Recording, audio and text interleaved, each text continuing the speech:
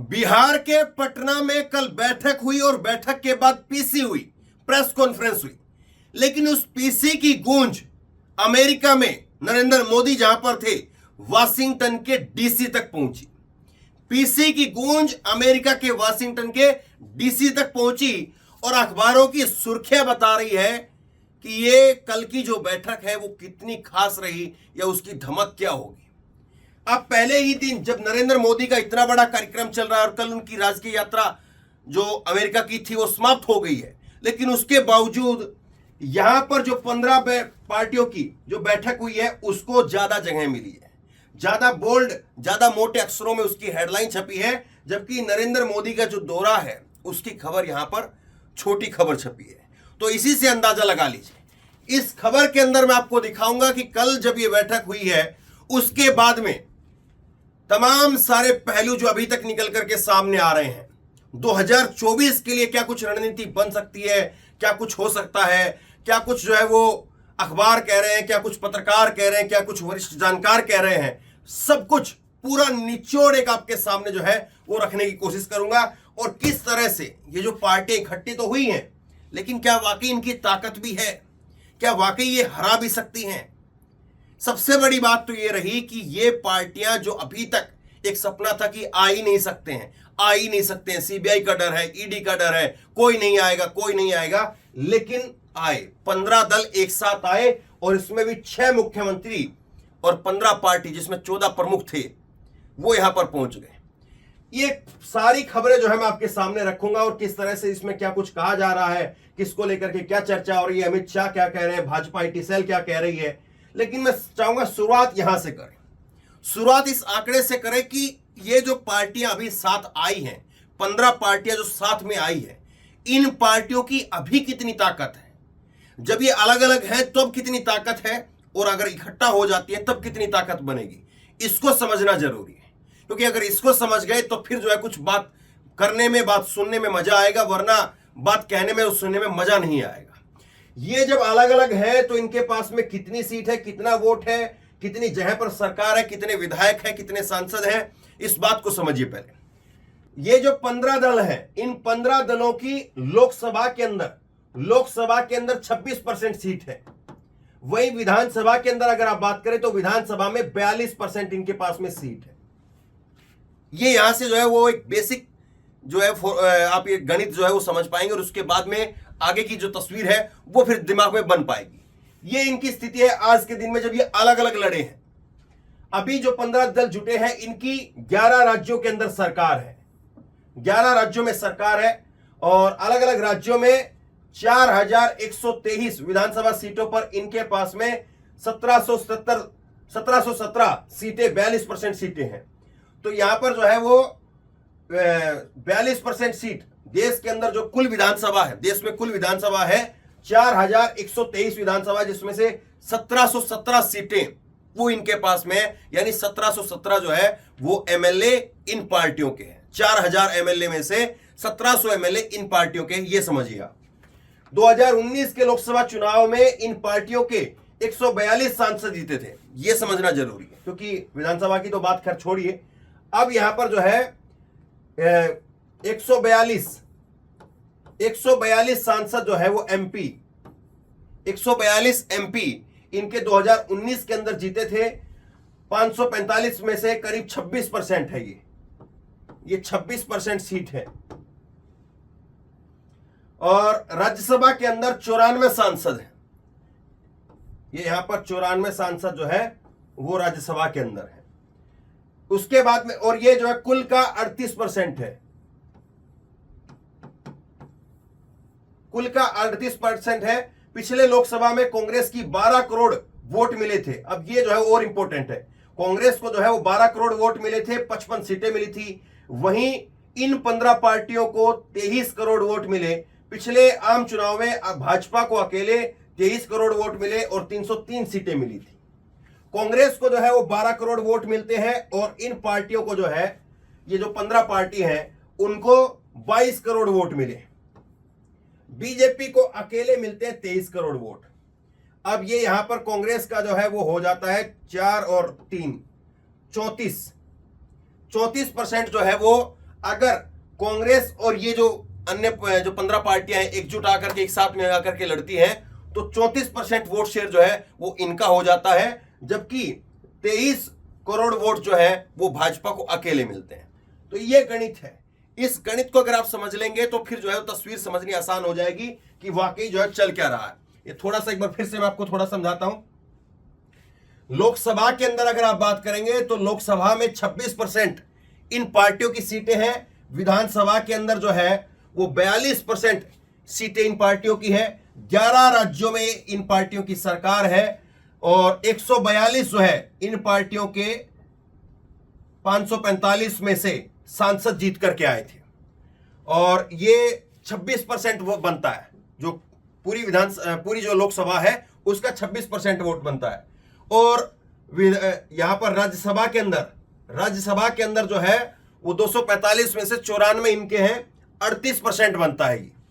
और उसके साथ साथ जो है अगर आप 2019 के लोकसभा चुनाव की बात करें तो कांग्रेस को मिले 12% वोट और ये जो पार्टियां हैं जो कांग्रेस के अलग जो पार्टियां जो एक साथ में आई हैं इनको मिले 22 करोड़ वोट। कुल हो गए 34 करोड़ वोट। 34 करोड़ वोट जो है वो यहां पर कुल हो जाते हैं और बीजेपी को जो है वो मिलते हैं 23 करोड़ वोट। बीजेपी को 23 करोड़ वोट मिले हैं, ये बीजेपी के हैं। तो यानी साफ तौर पर तस्वीर जो है वो दिख रही है कि अगर ये दल एक साथ में आ गए तो 34% वोट इनका है और 23% वोट जो है वो बीजेपी का है। तो बीजेपी कहां पर ठहरेगी? 23 और 34 का कोई मुकाबला ही नहीं है। और दूसरी बात ये है, ये 34% वोट तो इनको तब मिले थे, ये माफ कीजिए 34% नहीं, 34 करोड़ वोट तो तब मिले थे जब ये अलग अलग लड़े थे। एक दूसरे का वोट भी काटा था और इस लिहाज से जो है वो बीजेपी को फायदा भी हो गया था। लेकिन अगर आप साथ में लड़ते हैं तो जाहिर सी बात है बहुत सारे ऐसे वोटर होते हैं जब सामने जो है वो दिखता है कि देखिए केजरीवाल को दूं कि कांग्रेस को दूं, बीजेपी को तो मेरे को देना नहीं है।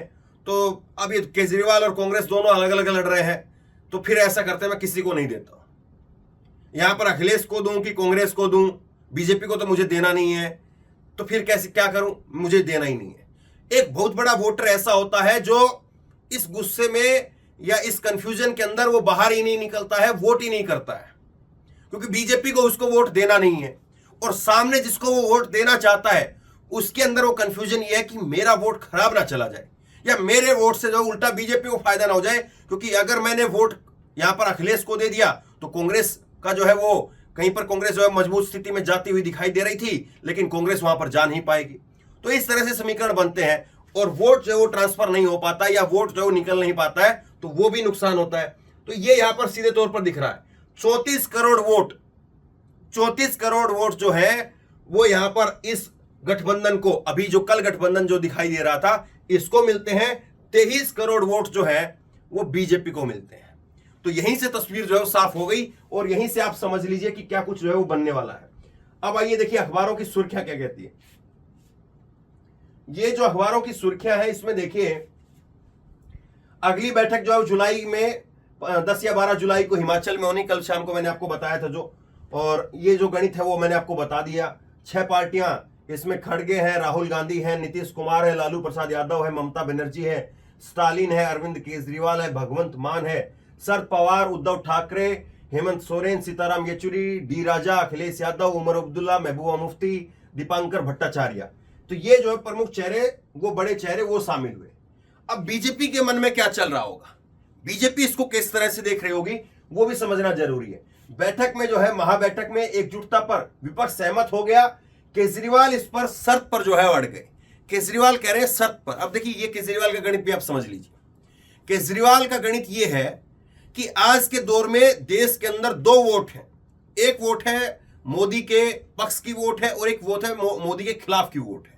कांग्रेस को जो वोट जाता है वो भी मोदी के खिलाफ का वोट जाता है। ये अखिलेश को जो वोट जाता है वो मोदी के खिलाफ का वोट है। इसी तरह से ममता को, इसी तरह से केजरीवाल को, सब जो मोदी के खिलाफ वाला वोट है। मोदी के पक्ष वाला वोट वो मोदी के पक्ष में चला गया।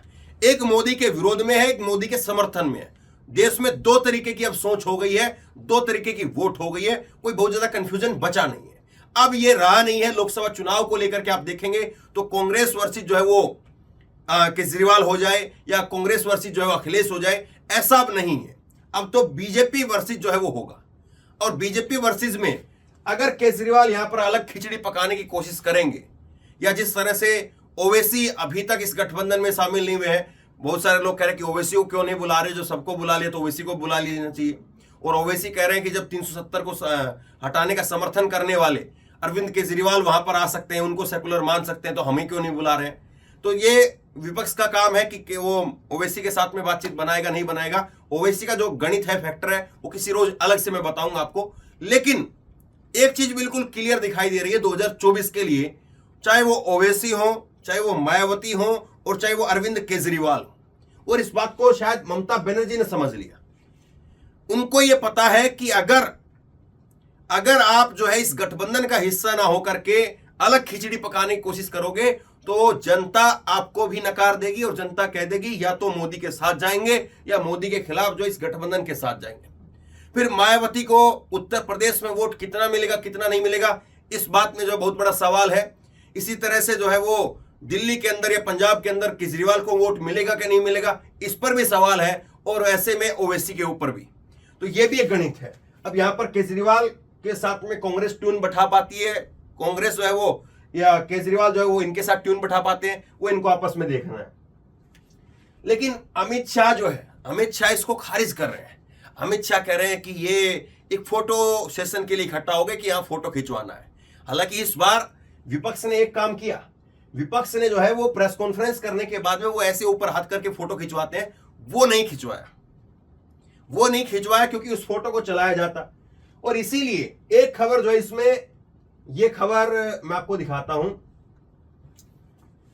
ये खबर नव भारत टाइम एक्सप्रेस की खबर है, नव भारत टाइम की।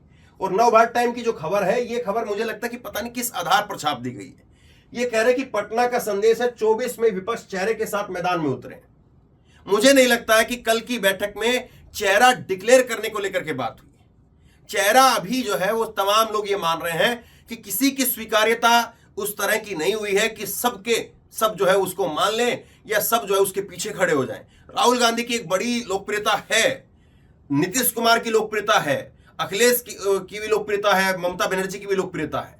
लेकिन अभी वो ABCD उनको तय करना है कि A नंबर पर कौन है, B नंबर पर कौन है, C पर कौन है, और उसके बाद में तय होगा। लेकिन अभी कोई ये कह दे, मुझे नहीं लगता है। तो ये खबर जो है वो नवभारत ने छापी है, NBT ने, लेकिन ये किस आधार पर छापी समझ से परे है।